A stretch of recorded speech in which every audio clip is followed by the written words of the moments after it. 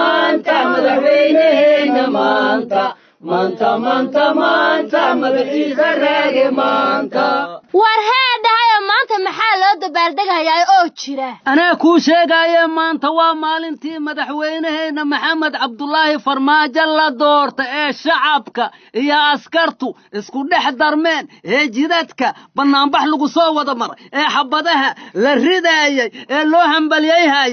3 sano guuradeeri ka waaye Soomaaliya isweydii 30 sano tagay naaquskiyo siyaadada 29 sano maxaa suuro galay kadib xageen saaka joognaa dhankee baan u soconnaa sidan weeye jawaabtu siday aniga ila tahay waxaan saaranahay doon sahaydeedu tahay nolol sahankeedu yahay nabad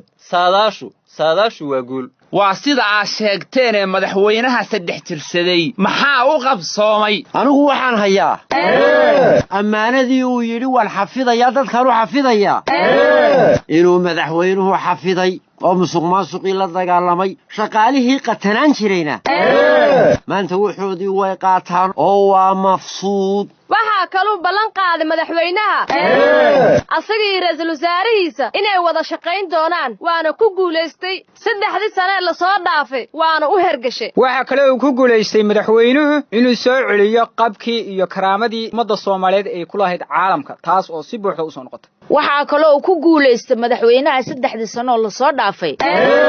maxaabiistii Soomaaliyeed oo wadamada shisheeye ku xireed inuu dib u soo celiyo waxa kale oo madaxweynaha u qabsoomay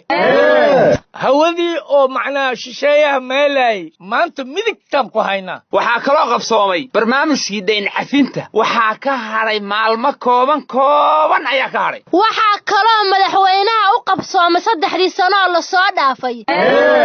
manhajkii dugsiyada hoose iyo dhexe oo la gaarsiiyay dalka oo imtixaanadiisii la galay xitaa waxa kaloo u qabsoomay madaxweynuhu 3 sano uu joogay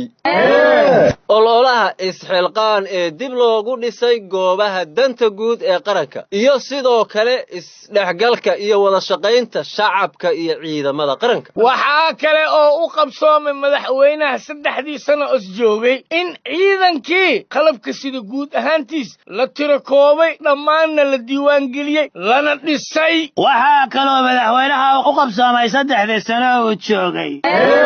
kanaaladii beerta sida baambiyaha ugu fatahay oo gadaal qasabadii laga xirxiray oo ay ka mid tahay arrimaha dibadda sidaas leeg haysan oo loo jaray warqad loo yaqaan persona non grata micnaheedu tahay wardalka isaga tagadigu meelihide iyo siyaasiyiintii weerarka ku ahaa midnimada iyo qarannimada ummadda Soomaaliyeed fiiladooda korontada intii u dambeysay hadda Kenya dabka laga jaray hey maanta 8 February waa maalin muhiim ah محمد دورانو مدند ومالينو مهمه محمد دورانو مدند ومالينو مهمه محمد دورانو مدند madaxweynuhu waxyaabuhu ballanka qaaday waxa kamid ahaa inaanu safarro badan gali doonin safaradiisuna aad bay u badnaayeen 3 sano la soo dhaafay waryaana waa runtiiso horta safarada madaxweynuhu aad bay u badnaayeen laakiin waxaan idin sheegayaa nin weyn hadduu maqan yahay muxuu ku maqnaa lama yiraahdaa leeyahay ee muxuu keenay baa leeyahay waxaan qabaa isbedel ballaaran in ay dhalisay safaradiisa badan warwarka ka dhaxgalay madaxweynuhu meelihii ay biyaha nooga iimaanayeen biyihii in harqiyay ayuu maalinba meel ka soo xiriya maalinba meel waxa ugu dambeysay Kenya miyaada ka warqabin warheedhahay waa runtiina safarada madaxweynaha waxyaabaha uu soo siyaadiyay waxa kamid ah